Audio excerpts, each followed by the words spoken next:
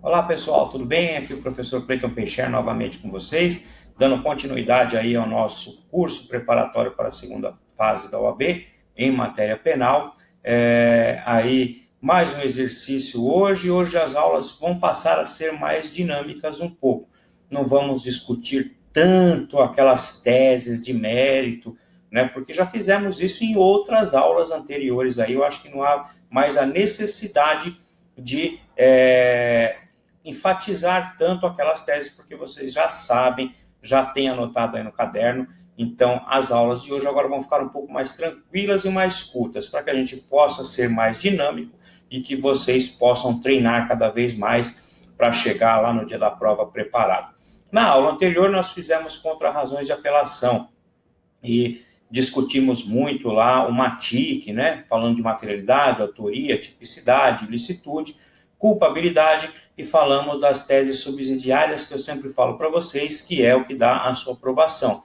Discutindo pena, regime, substituição e o sursi, se for o caso. Sem esquecer das teses preliminares, né?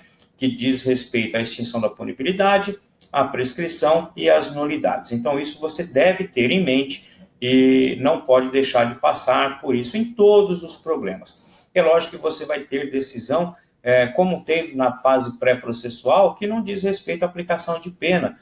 Então, você deixa de analisar aquelas teses subsidiárias. Mas, a grosso modo, as teses preliminares e as teses de mérito, que a gente tem a sigla como MATIC, tem que ser analisadas em todos os problemas, porque é daí que você busca a tese e a argumentação para o seu problema, perfeito? Eu digo a vocês também que antes mesmo de ler o problema no dia da prova, você deve fazer na primeira folha de rascunho a sua estrutura de peça, né? Então, como que nós fazemos isso? Chegou lá, você está nervoso, cansado já, né, angustiado por pegar o caderno de prova, e você sabe que você terá 5 horas pela frente ali. Isso fica complicadíssimo, né?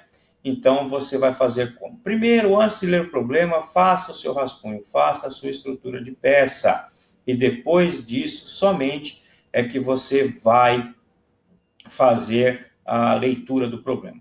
E depois, aqui como nós temos feito nas aulas, nós vamos passar o problema para vocês, vamos ler juntos. Aí vocês devem pausar o vídeo e tentar fazer a resolução da peça. Depois nós voltamos para a correção e vamos abordar tudo o que for necessário. Falo também a vocês que vocês devem fazer isso na folha de prova, porque você vai encontrar essa folha no dia da prova, né? Então não façam na folha de caderno, porque a diagramação, a quantidade de linhas é diferente. Sempre que se tratar de recurso, você deve fazer a peça de interposição em somente uma folha e as razões você começa na outra. Então, se a sua letra for muito pequenininha, você pode aumentar o espaçamento das linhas, né, para que caiba em uma folha a sua interposição. Da mesma forma, se você tiver uma letra muito grande, você reduz o espaçamento, mas é importante que tenha essa estética, né? Então, feitas essas considerações, nós vamos seguir, então, para o nosso problema de hoje. Vamos ler juntos para depois resolver do jeito que eu falei para vocês, perfeito? Vamos lá, então? Olha só. A nossa estrutura, né? Essa que eu coloquei para vocês sempre. Então, você, antes de ler o problema, faça isso. Escreva lá a sua estrutura de peça, o endereçamento, preâmbulo dos fatos do direito, né? E do direito você vai falar nas teses preliminares, depois nas teses de mérito, e depois pedidos, local e data, sempre se atentando quando o problema chamar você para que coloque a peça no último dia do prazo, né? E depois, OAB 3 pontinhos, e aqui eu falo que vocês não devem identificar a peça, tá bom? Porque você pode perder a sua prova. E depois disso, vamos lá para o problema de hoje. Então, o problema da Jerusa. Olha só. Jerusa, atrasada para um importante compromisso profissional, dirige seu carro bastante preocupada, mas respeitando os limites de velocidade. Em uma via de mão dupla, Jerusa decide ultrapassar o carro à sua frente, o qual está abaixo da velocidade permitida. Para realizar a referida manobra, entretanto, Jerusa não liga a respectiva seta luminosa sinalizadora do veículo e, no momento da ultrapassagem, vem atingir Diogo, motociclista que, em alta velocidade, conduzia sua moto no sentido oposto da via. Não obstante a presteza no socorro que veio após o chamado da própria Jerusa e das demais testemunhas, Diogo falece em razão dos ferimentos sofridos pela colisão. Instaurado o respectivo inquérito policial após o curso das investigações, o Ministério Público decide oferecer denúncia contra a Jerusa, imputando-lhe a prática do delito de homicídio doloso simples, na modalidade de dolo eventual. Artigo 121, combinado com o artigo 18, inciso 1, parte final, ambos do Código Penal, aqui dolo eventual.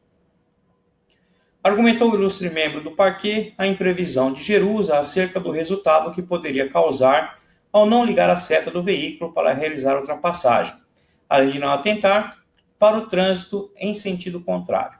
A denúncia foi recebida pelo juiz competente e todos os atos processuais exigidos em lei foram regularmente praticados.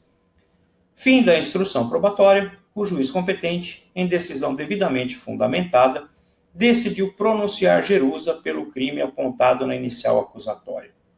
O advogado de Jerusa é intimado da referida decisão em 2 de agosto de 2013, uma sexta-feira. Tá? Atento ao caso apresentado e tendo como base apenas os elementos fornecidos, elabore o recurso cabível e date-o com o último dia do prazo para interposição. A simples menção ou transcrição do dispositivo legal não pontua. Pois bem, doutores, acredito que esse é uma peça um tanto quanto simples para vocês resolverem, porque ela já dá todas as dicas, né? Já dá para você fazer bastante pontuação aí. Dá para você descobrir com facilidade qual é o momento processual, já deu a dica aí para você colocar no último dia do prazo, né? E etc. Então agora nós paramos por aqui. Você deve pausar o vídeo agora, resolver a peça e depois continuar a correção, perfeito? Então eu encontro vocês já em seguida. Olha só. Olá, pessoal, já estou de volta. Olha só que beleza, né? E você já fez a sua peça processual, né? Então agora nós vamos partir para a resolução do nosso problema. Vamos fazer o raio-x, vamos fazer o esqueleto e saber qual é a peça, né, adequada, saber qual é a competência e depois disso as teses, né? E depois finalizar com os nossos pedidos. Perfeito? Espero que vocês tenham conseguido fazer toda a estrutura, raio-x, esqueleto, em 1h30 aproximadamente, que é tempo suficiente para que vocês consigam fazer isso, e teriam então mais 1 hora para resolver o problema.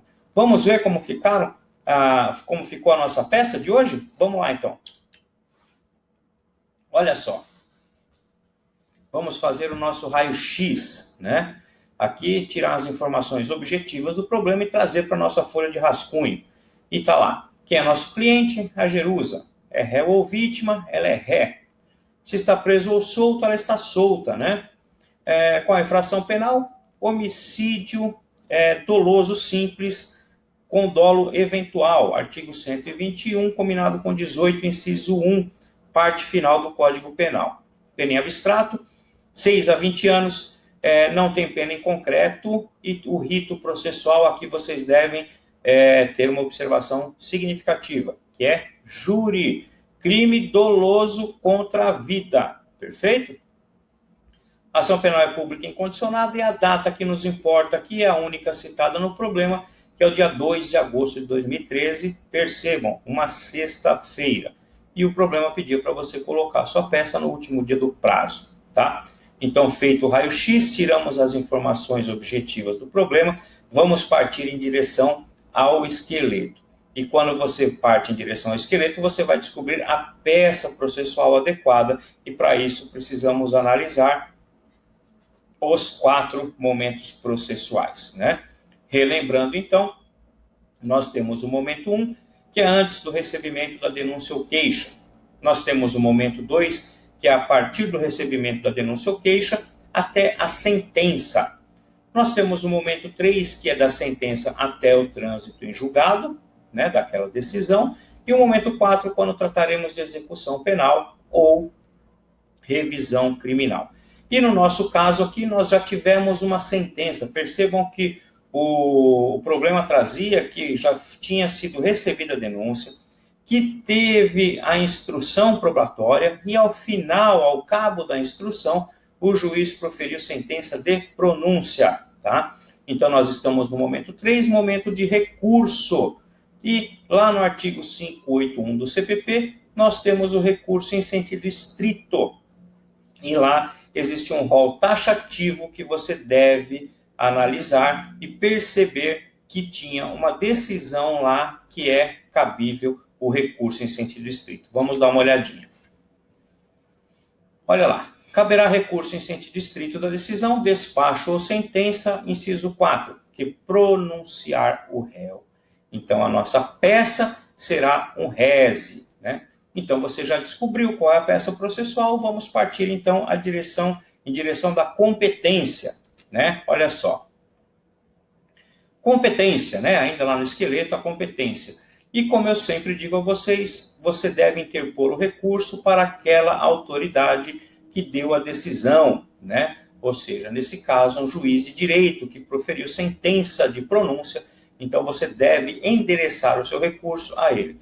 Sempre digo também que você, no caso de recurso, tem duas peças, né? Você tem a peça de interposição e tem as razões. E as razões do recurso serão direcionadas ao tribunal superior, aquela instância.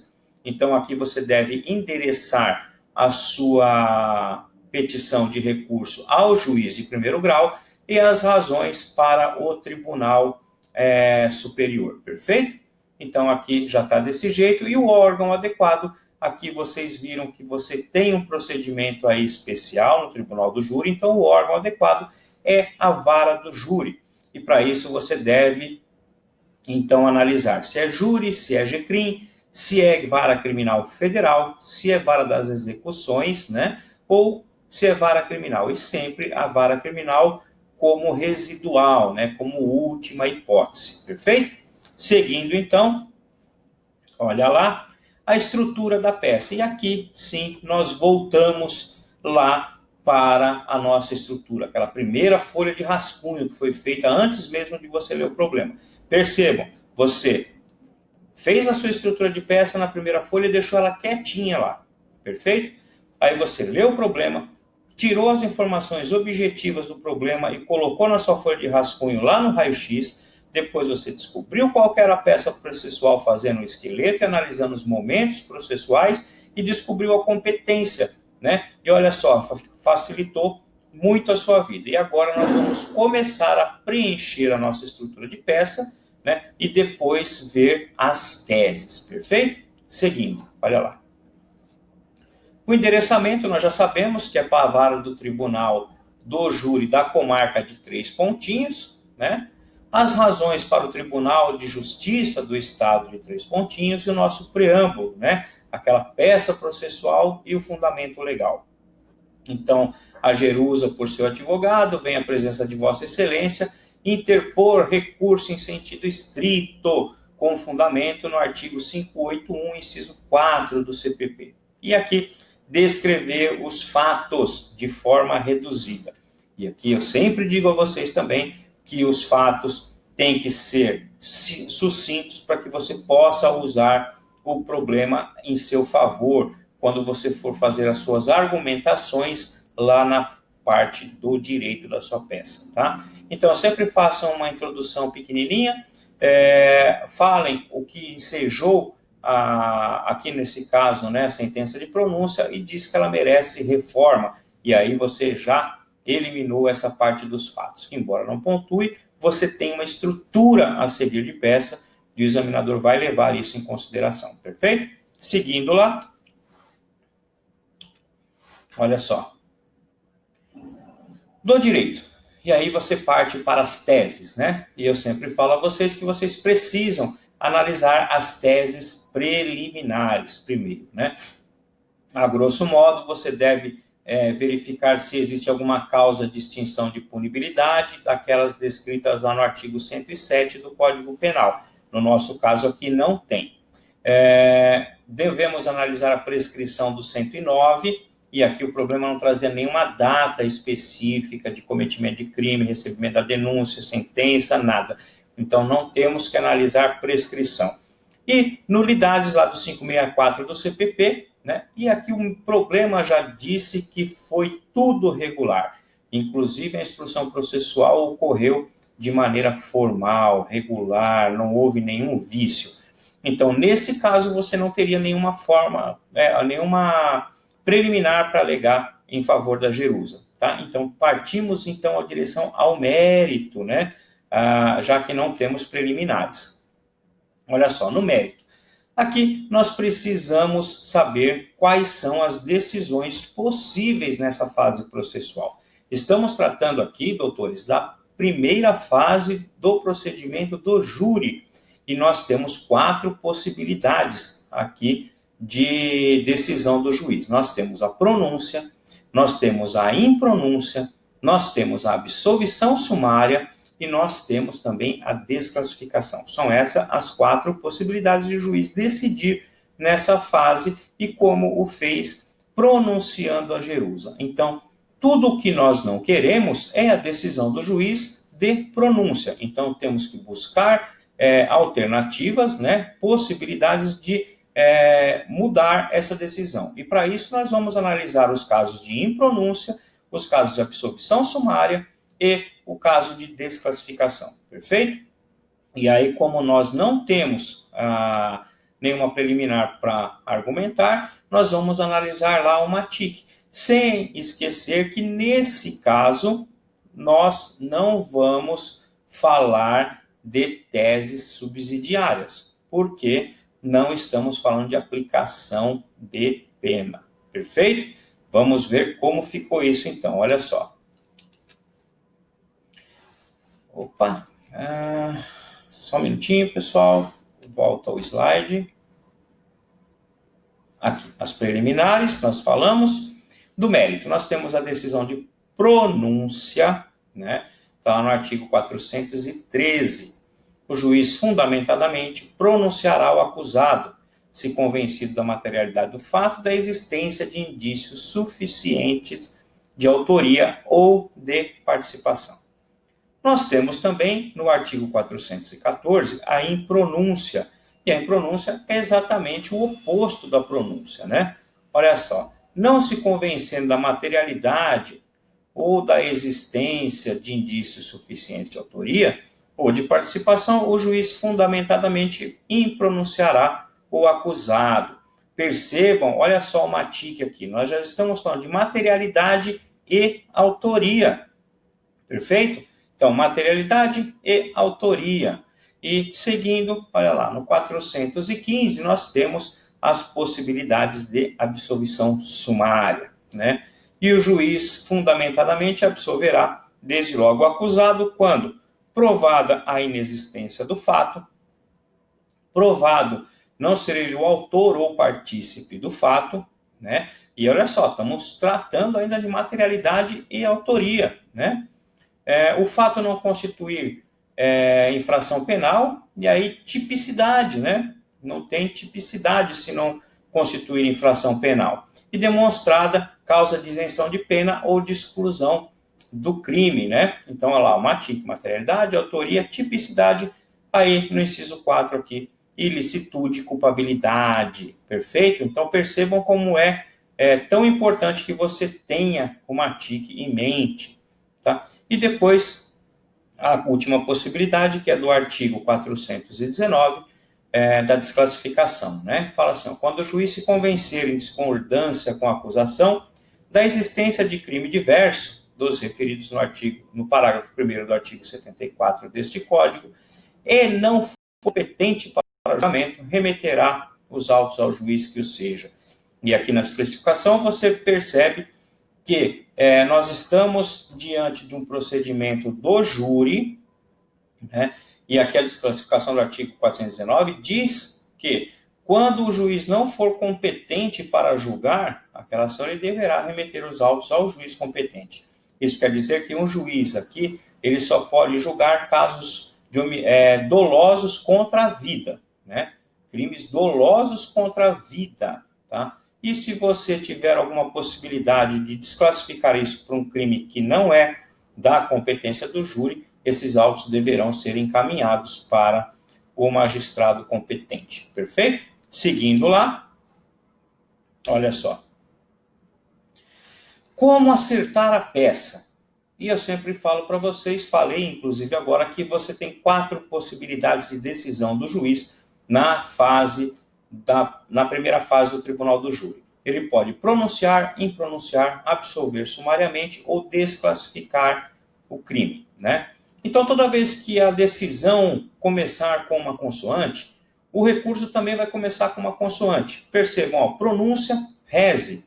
Desclassificação, reze. As duas decisões começam com consoantes, né? E os recursos serão com consoantes. Diferente da impronúncia e da absolvição sumária, que os recursos cabíveis também começam com vogal, ó. Impronúncia, vogal, apelação, vogal. Absolvição sumária, vogal, apelação, vogal. Então, sempre que começar a decisão com uma vogal, o recurso será uma vogal. Sempre que começar com uma consoante, o recurso também será uma consoante, e isso facilita a memorização. Tá? Então, no nosso caso aqui foi uma pronúncia, o nosso recurso é o reze. Perfeito? Seguindo, olha lá, no caso proposto, e aqui entramos na tese, né? Na nossa tese de mérito. Olha só. Jerusa não agiu com dolo, e sim com culpa. Né? A dinâmica dos fatos diz que ela agiu com culpa, né? O dolo eventual exige, além da previsibilidade, que o agente assuma o risco de produzir o resultado. E aqui vocês perceberam que ela não assumiu o risco. Ela vinha em velocidade compatível, ela fez uma ultrapassagem, o motociclista vinha em velocidade superior, muito alta, né? Ela não tinha a intenção de causar o acidente, né? E nem nem assumir o risco de produzir o resultado. E quando se fala em dolo eventual, temos que ter em mente aquela teoria do dane-se, né? Ou seja, comigo não vai acontecer, mas se acontecer também, dane-se. E não foi esse o caso da Jerusa. Só o fato de ela não ter ligado a seta não pode caracterizar que ela foi imprudente ao ponto de falar dane-se, de assumir o resultado de um crime ou de uma consequência daquela que foi a morte do Diogo. Então, a nossa tese aqui é de que ela não agiu com dolo, e sim com culpa. E existe previsão legal do crime de homicídio culposo, lá no CTB, no Código de Trânsito Brasileiro. E se o homicídio for culposo, ele foge da competência do júri. Foi como nós vimos agora mesmo, né? Então, o juiz deveria desclassificar para o homicídio culposo e remeter os autos ao juiz competente. Perfeito? Essa é a nossa tese de mérito. Vamos dar uma olhada. Olha, CTB artigo 302. Praticar homicídio culposo na direção de veículo automotor, pena de detenção de 2 a 4 anos e suspensão ou proibição de se obter a permissão ou habilitação para dirigir o veículo automotor. Não havendo crime doloso contra a vida, o tribunal do júri não é competente para julgar o caso, devendo ocorrer a desclassificação nos termos do artigo 419 do CPP. Aí percebam que é tudo o que você quer como advogado da Jerusa, né? Que seja reconhecido o homicídio culposo de trânsito, que, inclusive, tem uma pena de detenção de 2 a 4 anos, né? Muito mais benéfica do que o homicídio doloso, mesmo com dolo eventual, que partiria de 6 a 20 anos, perfeito? Então, nossa tese de mérito aqui é homicídio culposo de trânsito, então deve ser desclassificado e remetido os autos ao juiz competente, perfeito? Vamos ver como ficou. Do pedido, né? Conhecimento e provimento do recurso para reformar a decisão, desclassificando o delito de homicídio simples doloso para o delito de homicídio culposo de trânsito. Eu sempre falo também que vocês devem fazer a correlação, né? Vocês devem fazer um link daquilo que vocês argumentam em direito para o seu pedido. E aqui, como você argumentou que não foi caso de dolo, mas sim de culpa, o seu pedido é para desclassificar do delito de homicídio doloso simples para o homicídio culposo de trânsito. Então você sempre deve fazer essa correlação e pedir aquilo que você argumentou. E depois vamos seguir para local, data e etc. Vamos lá. Olha só. Local e data.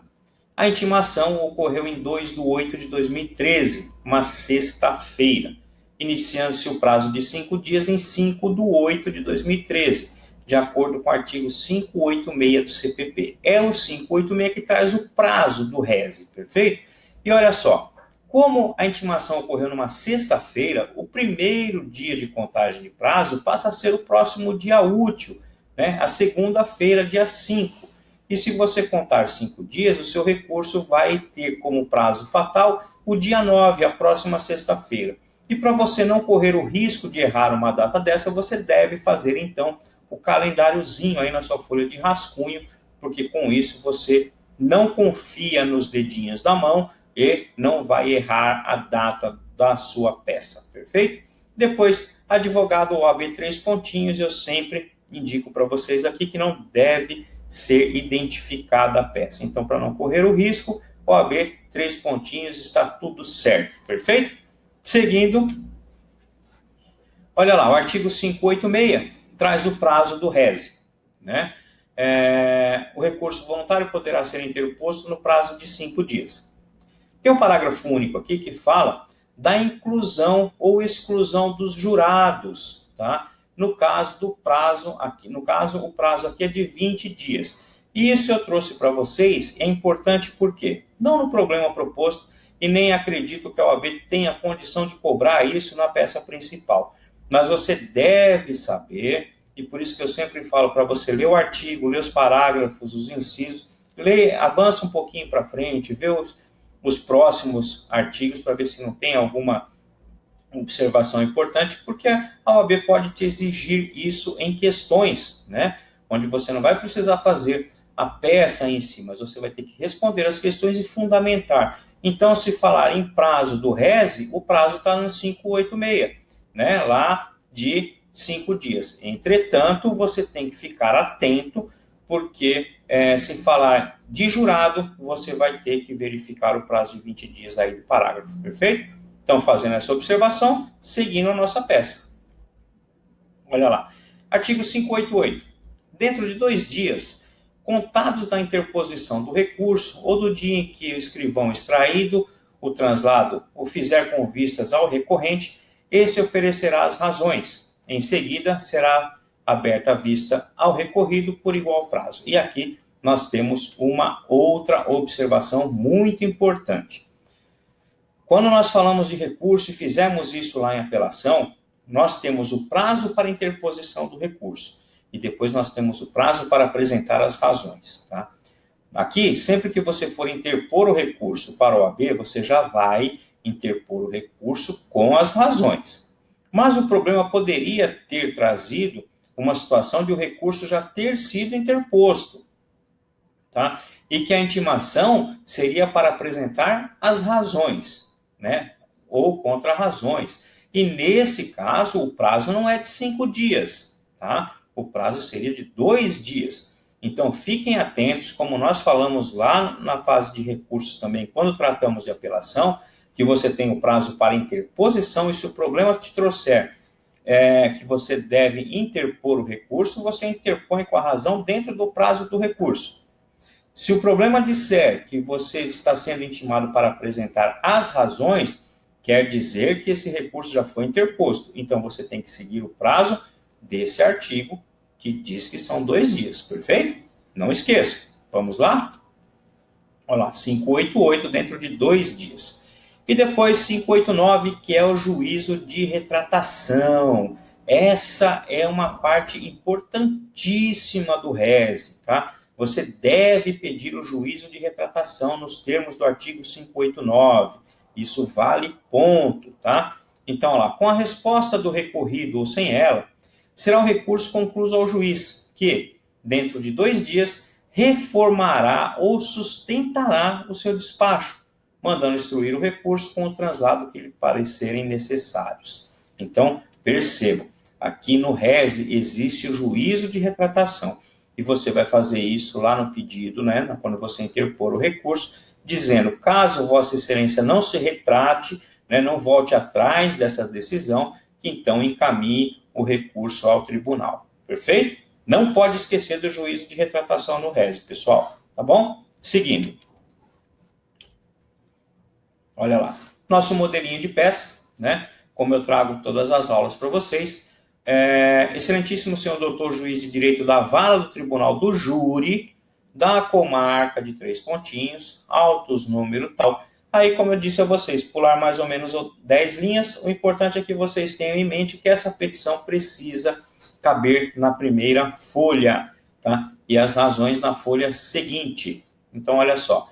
Jerusa, anteriormente qualificada nos autos em epígrafe, que lhe move a justiça pública, por seu advogado, procuração anexa, ao final firmado, vem tempestivo e respeitosamente a presença de Vossa Excelência interpor recurso em sentido estrito nos termos do artigo 5814 do Código de Processo Penal.